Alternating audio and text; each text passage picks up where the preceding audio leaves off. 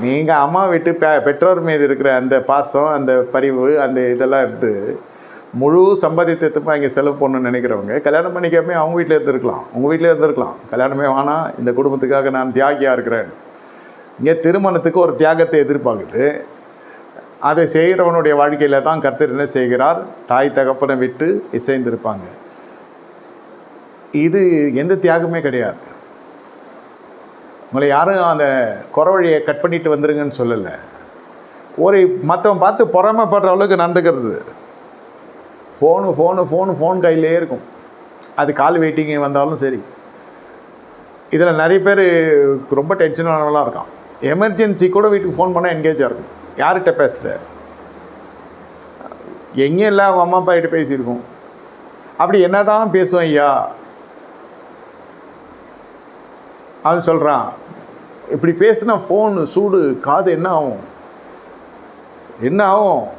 ஆரம்ப காலத்தில் இப்படி தான் அன்பாக பேசுவான். நான் சொன்னேன், டே இந்த மேட்டர்லாம் அவங்க அம்மாவுக்கு கேட்கலன்னா கேட்டு தெரிஞ்சுக்கலாம். அவங்க அம்மாவுக்கு தலையை வச்சுருண்டா. நீ முன்னாடி காது சூடாகுதுன்னு சொல்கிற. ஃபோனு சூடாகுது, காது என்ன ஆகும்னு அவங்க அம்மாவுக்கு மண்டையை வச்சுரும். அதுவும் உட்காந்து கேட்டுருக்கோம் எல்லாம் லைவ் டெலிகாஸ்ட் மாதிரி. என்ன நடந்துச்சு, என்ன சமைச்சு, என்ன போனேன், என்ன வந்த. அப்போல்லாம் லெட்ரு போடுவாங்க. அது போய் சேர்ற 3 நாளுக்குள்ளே திருப்பி இன்னொரு புது சமாச்சாரங்கள் வரும். அந்த லெட்ரு அப்படியே கண்டினியூஸாக வந்துனே இருக்கும், டெலிவிஷன் சீரியல் மாதிரி. இப்போ அப்படி இல்லை. சண்டை வந்தால் ஃபோன் ஸ்பீக்கர் போட்டு விட்டுறாங்க. சண்டை முடியறதுக்குள்ளே அவங்க அம்மா வந்துடுது, ஊபரோ ஓலாவோ புக் பண்ணிக்கினேன்.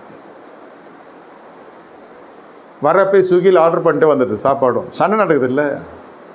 அப்போல்லாம் மாமியார் வீட்டில் வராங்கனாக்கா தடபடலாக புருஷன் போய் கறி மீனெல்லாம் வாங்கின்னு வர போவோம்.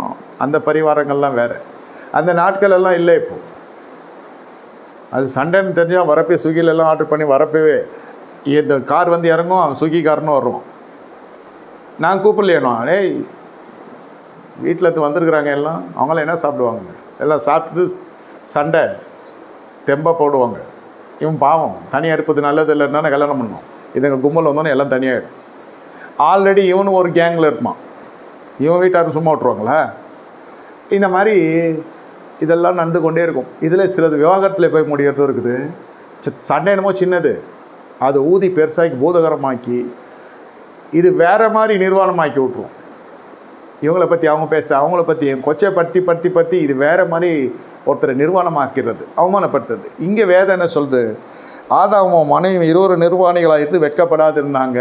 வெட்கப்படாத வாழ்க்கை வாழணும். வெட்கப்படாத வாழ்க்கை வந்த ஒரு தம்பதிகள் தியாகம்